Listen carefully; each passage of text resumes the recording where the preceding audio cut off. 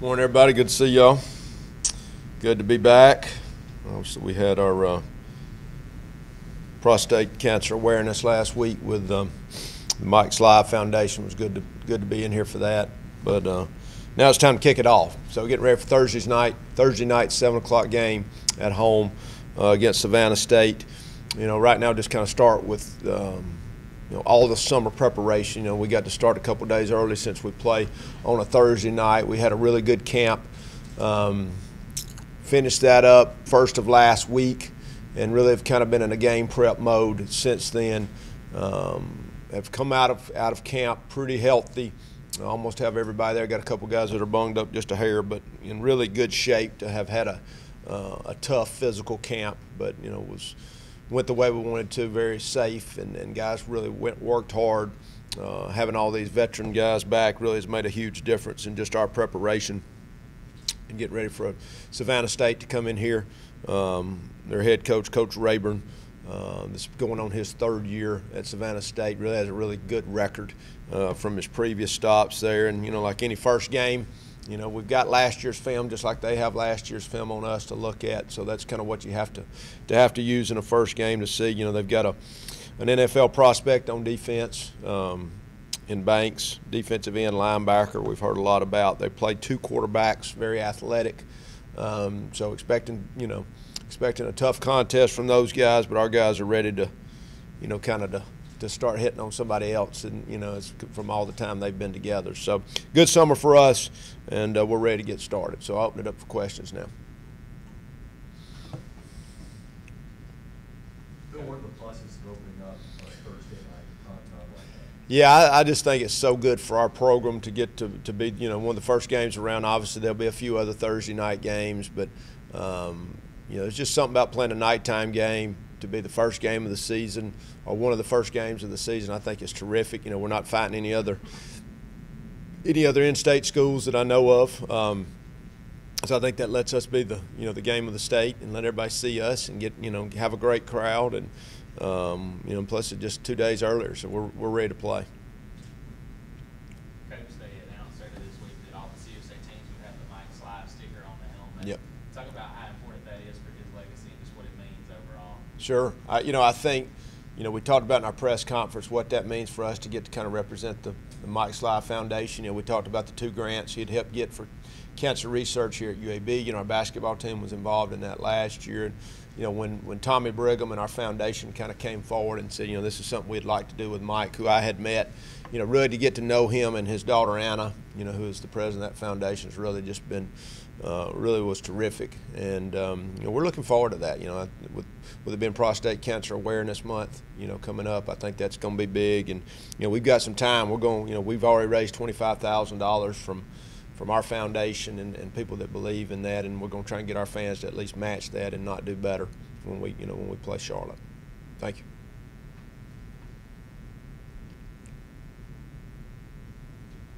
Bill, when AJ came in, not a lot of people knew what to expect. I think Athlon came out with that list of top quarterbacks. The FBS, and it was way down the list. People just didn't know much about it. How proud are you of what he's done, how he's led the program, and how well he's played? Yeah, I think that's kind of indicative of our whole program going in last year. Nobody really knew a lot about any of our guys, and we knew what we had seen out of AJ. We knew what we saw when we recruited him.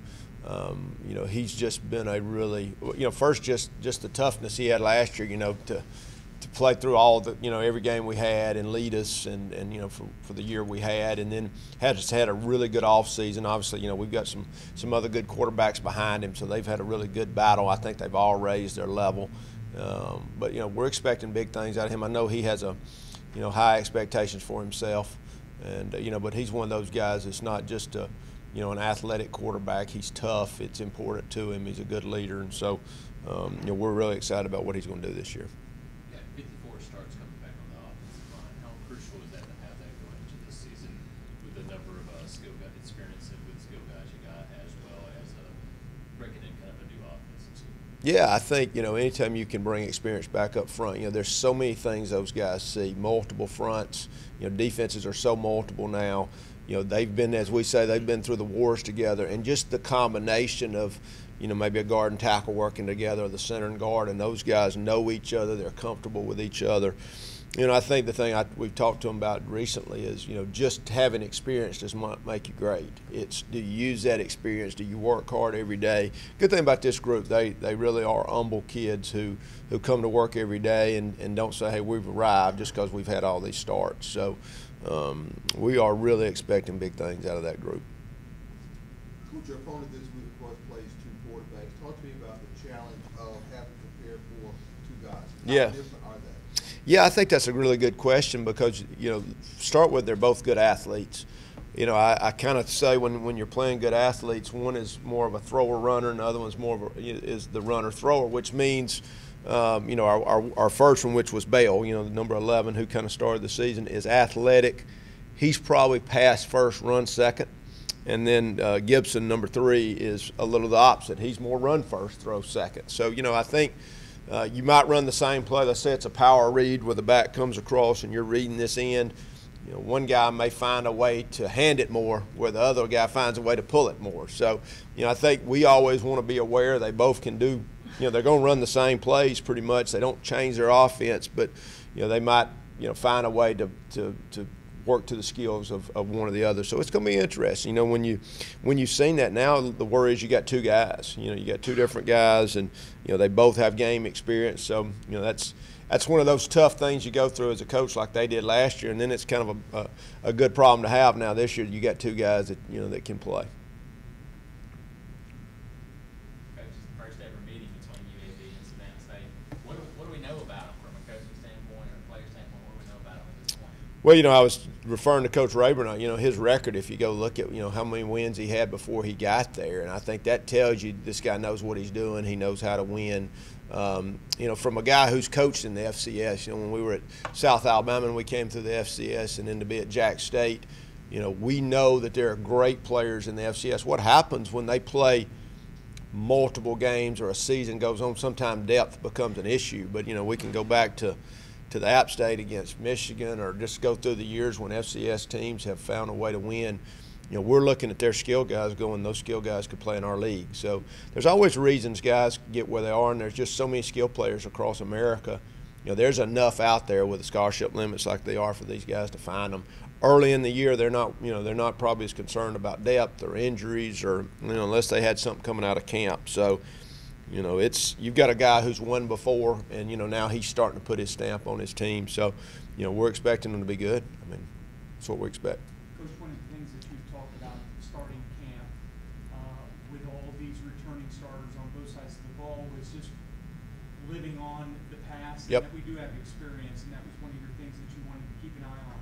Did you see what you wanted to see from that fall, where they were stepping it up a bit, where you weren't worried about complacency just because you were a starter or returner that were going to be okay? Yeah, I've seen that. I think, you know, and I tell our coaches all the time, our job is to keep them motivated and keep them on task. And, you know, I mean, that's why they call us coach. But I think when you're having to spend so much time teaching people about what a practice looks like, what are our expectations, having guys that have been through that has really been nice. I think if you look at our team, our bottom group, our middle group, you know, that play on the special teams that might be going against the other unit is better. I mean, they're a year in the weight room. You know, our recruiting for our freshmen is obviously so much better because now we can do that. I think just our overall practices are better, which, you know, if you believe in practice like I do, you think you're going to be a better team. So I think they've done the things we want. I think this is always a challenge of, you know, man, we've been going against each other for a month, and they are ready to play somebody else. I'm sure our opponent feels the same way. So, you know, we get judged on the games. So, you know, everything to me is about how do we get ready for those games, you know, leading up to that game, the practices, the training. And, you know, we were talking about it the other day. We've not had one hadn't had a head incident or a heat incident really this whole summer. You know, we've had a little bit of cramping, but the nutrition, the taking care of your bodies, how we practice in a physical manner but a safe manner, I think that's a lot of the things that that we've been able to do, and I think hopefully that experience has helped that. You've had a lot of openers in your career as a player and as a coach. What is opening day like for you? Do you get nervous still, or are you antsy? What is that like for you personally and internally? Yeah, it's amazing how when we said our Monday was really, like last Thursday, or that was Sunday, and then, so, this whole week we've been laughing, okay, it's Sunday, but it's Wednesday. Today's Monday, but it's Thursday, whatever that is. So that kind of messes you up on those Thursday games. But it was amazing when we said it's game week. You as a coach, probably as a player, you wake up early, the nervous hits you, and I say when you quit getting nervous about it, you're in the wrong business, because, it's about putting a great product on the field. I mean, that's the whole thing we're working for. So, and I've said this all the time. I said it all last year. We really feel like we're playing for more than ourselves. I've always said that, but we are playing for this community. We're playing for the people that got us here. And we want to put a great product out there, and this is what they're going to get to see. So, yeah, and there's no doubt butterflies start hitting. And somebody asked me, they'd asked me that in January. You nervous? Yeah, I'm always nervous. So I don't know about scared, but I'm always nervous because I want them to play well and give a great effort. You mentioned injuries a little bit, or just some usual bumps and bruises, or anything serious like that. And I was saying, a running back in a boot. Yeah, and I think that's the point we're nothing serious right now. So, knock on wood. We've got a couple guys that'll be game time decisions just on an ankle here or something like that. But I mean, to have 110 guys on the roster and have a couple guys that that are maybe an ankle or whatever, we're in really good shape. And of course, things like the protective boot that people wear now is just good business. Hey, when you're not on the practice field, we want you in that for safety and healing, and we're just so further ahead from a medical standpoint than we've ever been before. And obviously having great access to the medical facilities we have here keeps us on the cutting edge too. What kind of expectation do you have from Davis being one of your running backs? Kingston Davis, yeah, he's one of those guys that had a little bit of a foot issue that's now healed up and well, and he had the really good spring. We were holding Spencer out. Same thing, had an ankle or whatever in the spring. So Kingston, got those carries. Jerry Street had got bunged up first to practice. He got all that spring work, so we really got to see him and was really impressed with him. Obviously getting Spencer back well, getting Jerry Street back well. Now Lucius Stanley is coming back from his injury. James Noble is back there in the backfield. That backfield is getting crowded. So, I think that every day for those guys, they're fighting for those reps and those carries, and he's in that group. But, we're expecting big things out of him. Anything else for Coach? All right. Coach, thank you. Okay, thanks, guys. We'll move Lee DeFore up to the podium right now. Just a housekeeping note while I have you guys. With Labor Day next Monday, we will move this press conference to Tuesday, but moving forward, it will be Mondays at 10 a.m. So, junior center Lee DeFore. And we'll just open it up for questions. How's the communication been like with the offensive line, considering this new offensive system you've got? Because you've got 54 starters, all of you guys have gotten starts from last year. What is it like to have that kind of communication? Right. It's always a positive having 4 guys around me that I've gone through battles with last year.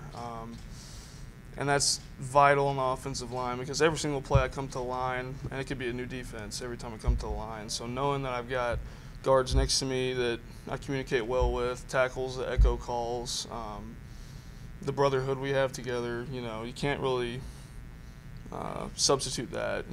That just comes from experience next to each other. So that's definitely been a big positive as far as fall camp goes with the new offense coming in. We get a play call, we make the calls, we're good to go. Lee, you've been around the program for a while. Talk to me about, this facility and this practice facility and the difference that you've noticed now having all these resources. What kind of difference do you think it will make on the field now, 2 years having the ability to use it? What do you feel it's done for you guys? Right, when I first got here, I used to have to get dressed in the basement of Bartow Arena, walk a block and a half over to football practice every day, and do that, 6 days a week. So having our own facility obviously is the quality of life has gone through the roof. Having everything in one building, not having to walk across the street to the train room, come back for something else, I forgot my cleats, go back and forth like that. It's just been you know, time management has been so much better. We've been able to do so many more things without having to worry about walking across the street. The guys that have come in, you know, we tell them stories about what life used to be like with the square track around the pothole-filled practice facility. And they're kind of like, no way you guys practicing that. I'm like, yeah, you know, it was that bad. You know, you should be thankful for what you have today. You can't take anything for granted because, yeah, I was one of the guys that was there in 2014 when we didn't have anything. And they make jokes, you know, I'm a super senior or whatever because I've been here for so long. But it's definitely been, you know, a great experience seeing everything come from the ground up, seeing everything built, and being able to be in this state-of-the-art facility. You really can't replace that. Lee, I'm not sure I'm not going to say AJ took people by surprise. Probably didn't surprise you, but you looked at the Athlon, the top quarterbacks, he was way on down the list because no one really knew anything about him. But how impressed were you with the way he came on last year and the leadership that he showed on his team? Right. I think to echo what Coach Clark said, I don't think I've ever met a quarterback that is as tough as AJ. Early in the season last year, we were talking about having a positive offensive line that communicated well together. We're a bunch of new guys that, you know, had maybe a spring together, so there wasn't really that big cohesion. So I know from his point of view, he was dodging bullets a lot last year in the beginning of the season. But, I mean, every hit he took, he got right back up and said, let's go. You know, he has always had faith in our offensive line. And now that his protection has gotten a lot better, he's even, you know, been able to excel that much more. So I don't think it took any of the players by surprise because we saw his work ethic. We saw that he came to work every day. He's the same guy on and off the field. I didn't really look at any of the rankings for the quarterbacks or anything. I don't really keep up with that stuff. But, no, AJ did not surprise me when he came in. What did surprise me is how tough he is, and that is definitely a positive for the offense. How would you rank his mustache? From a guy that really doesn't grow that much facial hair, I'd say he's probably got an 8 out of 10 mustache. Some of our GA and offensive staff all shave their beards off, just have the mustache. So they all look kind of creepy every now and then. But is there anything that makes you nervous about opening day? I mean, like Coach Clark said, you always get butterflies when you've been hitting the same guys every single day at practice. You can see what the opponent puts on film, but you never really know what it's going to be like until you get on the field. Of course, I've had some of the best defensive linemen in the conference to practice against every single day. So from that standpoint, I think we're all prepared. But like I said, you could be watching them have a forefront, and they come out and odd on the first play, so you don't really know what to expect. But yeah, of course, everyone gets nervous, especially for the first game. But I think the Thursday night atmosphere is going to be really exciting for the guys to play in. Y'all got pretty much a crowded backfield, a big group of receivers as well as AJ and a quality backup in Dallas. What's the feeling like to know that if you guys go out there, you do your job, that this offense is going to just move along with that many weapons on the outside? Right. Being a part of Coach Vincent's offense in 2014, I know the firepower that we have. I know the capability of this offense. And then to add this much talent to it, the sky's the limit as far as scoring points goes. The depth at running back, I mean, we got some guys back there big enough that they could be blocking for me on Saturdays instead of me blocking for them. The offensive line takes comfort in knowing that any running back that's on the field can score points. He's going to make a block if he needs to. We know that receivers are going to make the catches. We know AJ, Dallas, Tyler, whoever it is going to make the throw when we need to. As long as the offensive line does their job, we're going to be in the end zone. So it's definitely comforting knowing that the game plan we have and the offense that we have is, you know, definitely powerful and can definitely score some points with who we have. Anything else for Lee? All right. Thanks, guys. Thanks. We'll bring up sophomore cornerback Bronte Harris.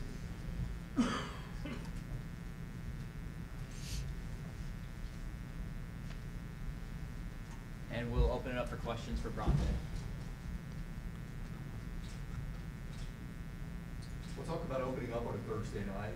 You know, everybody's juiced and ready for football. How exciting is that going to be? It's going to be really exciting, I think, for the whole team. I mean, I know I've never played on a Thursday, so being to play early and getting to play one of the earliest games in college football is going to be really exciting for all of us in this team. I know we're all ready.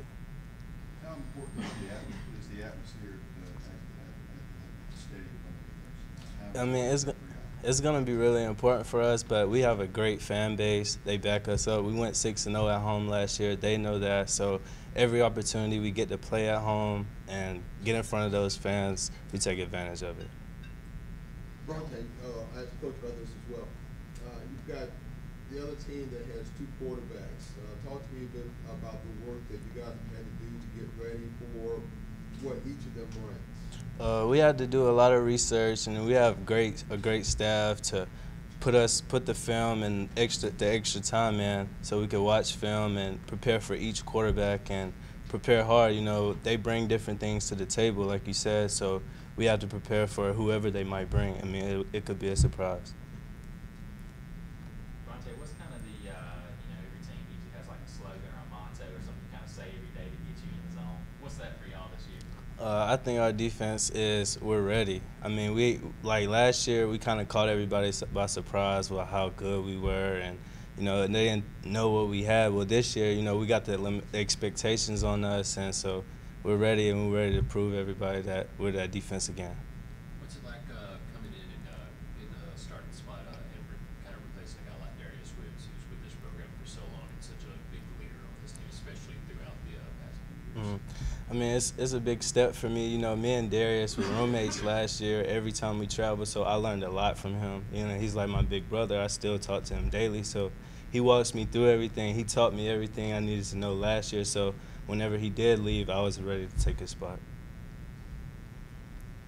You know, being a Coleman guy, so close, each time there's a home game, how will you deal with, you know, family members, friends that you may not even know that you had, that are asking for tickets and stuff like that? How do you deal with that? Is that fun because you do get to play so close to home and everybody gets to see you at any game? Yeah, so with that, I just try to find as many out-of-state teammates as I can. I just ask them, hey, are y'all using y'all's tickets this week? So I just do that every time we have a home game. I have a lot of support, like you said.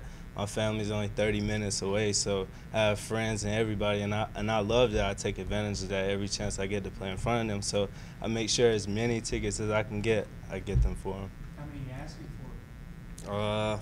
At least 30 for this game, extra. Anything? Go ahead.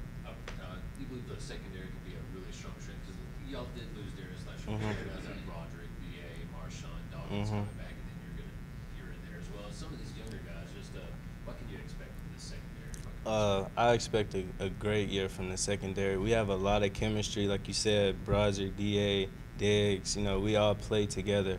So we have a lot of chemistry together. So this year we're taking it more of an extra step forward. We're trying to be the leaders of the defense.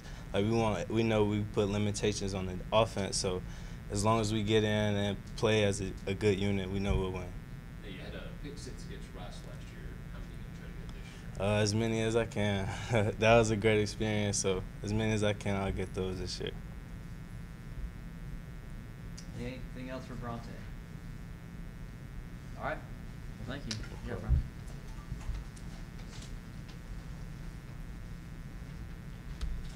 Thank you guys for coming, and we'll see you Thursday night at 7 o'clock.